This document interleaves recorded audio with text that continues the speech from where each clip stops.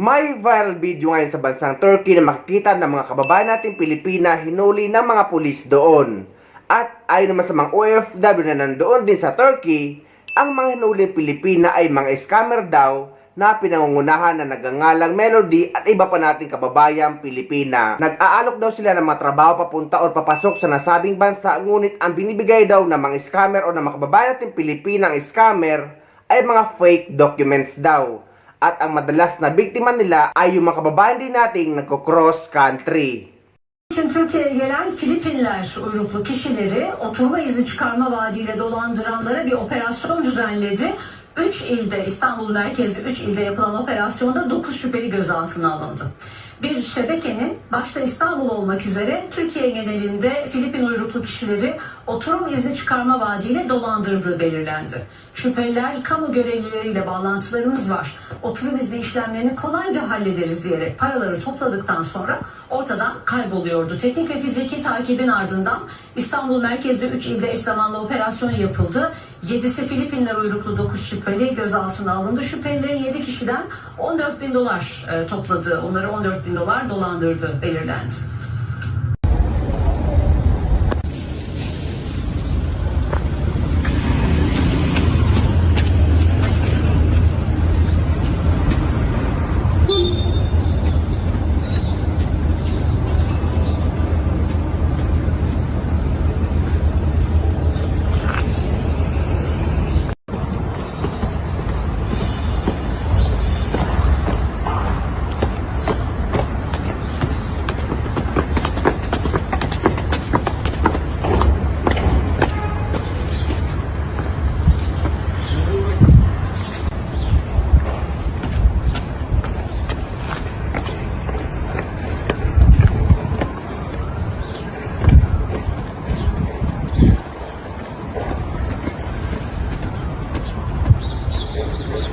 Sasabihin ko yung mga yung mga illegal daw po na nawala pang papel na naloko ni na Madam Melody.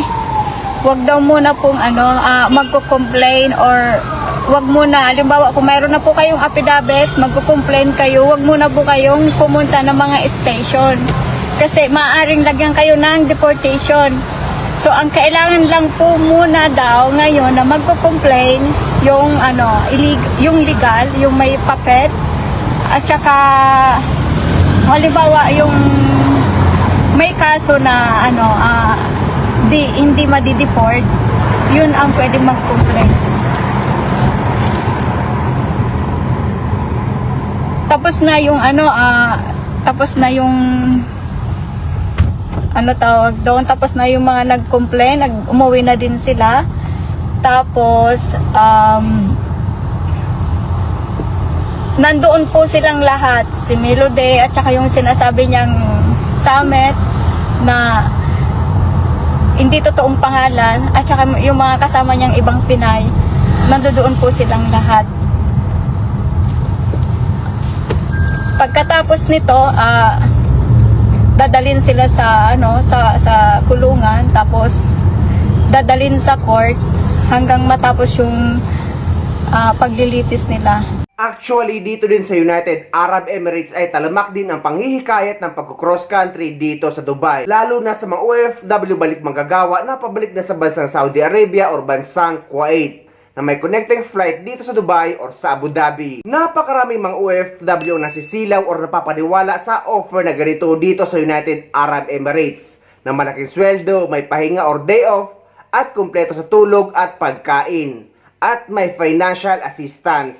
Madalas na napapaniwala sa mga ganito ay mga OFW balik manggagawa na babalik sa bansang Saudi Arabia at bansang Kuwait na may connecting flight dito sa Dubai or Abu Dhabi, at pinapalabas dito sa immigration at papapasukin na naka-visit visa dito sa UAE, at dito hahanapan ng employer, at ang nagre-recruit naman sa kanila ay arestado. Iniulat ng Department of Migrant Workers o DMW ang pagkakadakip sa isang illegal recruiter na ang pangunahing biktima ay mga returning workers.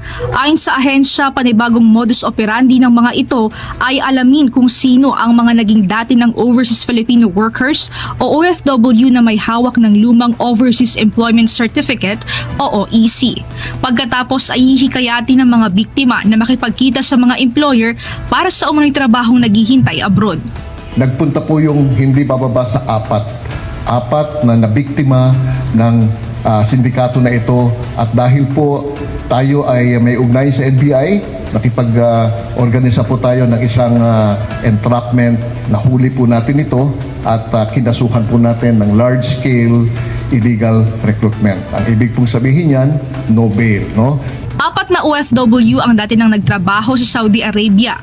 Ang papunta sana sa Abu Dhabi at Lebanon na pinangakuan ng buwan ng sahod na $400 to $450. We also got information na itong nahuli na alias G Viterbo was also implicated in cases nung illegal deployment to Kurdistan. Nangyari, pa-deport sana siya sa Pilipinas pero tumalon at some point in a connection flight. So, nakataka sa law enforcement.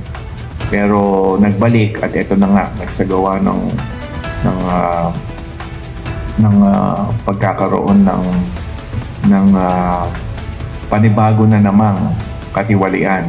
Kaya't hindi na ito makakawala sa law enforcement, sa batas. Merong pre-trial na isasagawa sa February 26. Paalala naman ng ahensya na huwag agad maniniwala sa mga alok na trabaho na may nakasisilaw na halaga kung hindi naman dadaan sa proseso ng ahensya. Kaya amin pong binabalaan at nagbibigay po kami ng advisory sa ating mga domestic workers. Halimbawa, kasi yung 4 na biniktima ay mga domestic workers. So wag ho kayong papayag at tatanggap na dadalhin kayo o bibigyan kayo ng trabaho sa abroad na gagamitin yung dati ninyong OEC at papayag na i-fake yung employer at destination country para lang makalabas kayo ng bansa. Dumaan po tayo sa proseso at tutulong po kami, hahanap po kami ng employer kung kayo man ay nahihirapang humanap po ng employer.